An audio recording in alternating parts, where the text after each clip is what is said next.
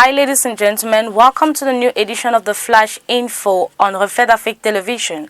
Cameroon still no peace in the Anglophone zone after the national dialogue.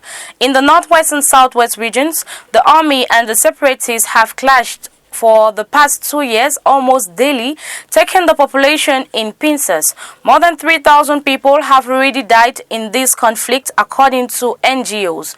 The security situation remains precarious, reports Blaise Chamango, actor of the civil society established in Boya, headquarters of the southwest region. Population in these crisis areas always face the same realities that prevailed before the national dialogue.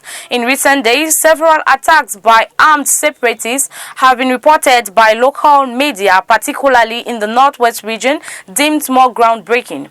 The atrocities resume moreover in Bamenda, its headquarters, worried the Cameroon State Radio on Tuesday.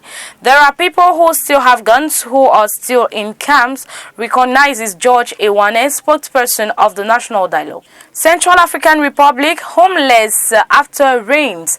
More than 6,000 people lost their homes following the floods in Bangui, the capital of Central African Republic.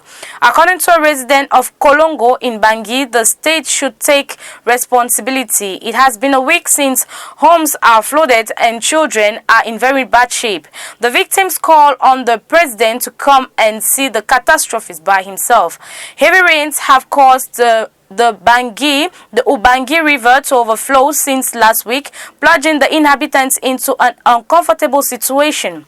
The Central African Republic is at the top of the vulnerability index to climate change. It's also listed as the most of risk floods. Democratic Republic of Congo and Liberia are also included in this vulnerability panel.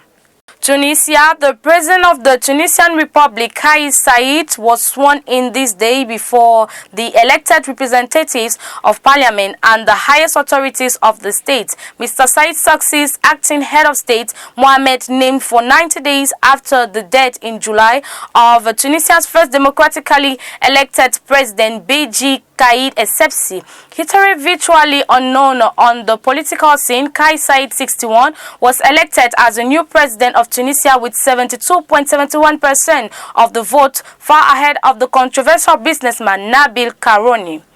In Uganda, loans of 20 students arrested during manifestations against the rise of university studies last Tuesday by the police. Thousands of students at the Makerere University in Kampala were given Yoweri Museveni a petition in which they called for the repeal of the 15% increase in the university fees. For Judith Nalukwago, vice president of the Student League, she thinks this university is for poor students. Those who have increased tuition fees have children studying outside of this country. Some of them sell their bodies to get school fees. She asked the president to abandon this policy and release them for the sale of their bodies. Unfortunately, the police and the army blocked their way and made more than 20 protesters were detained by the police. Thanks for watching, ladies and gentlemen. Our programs are ongoing on Reflets d'Afrique television. Have a nice evening.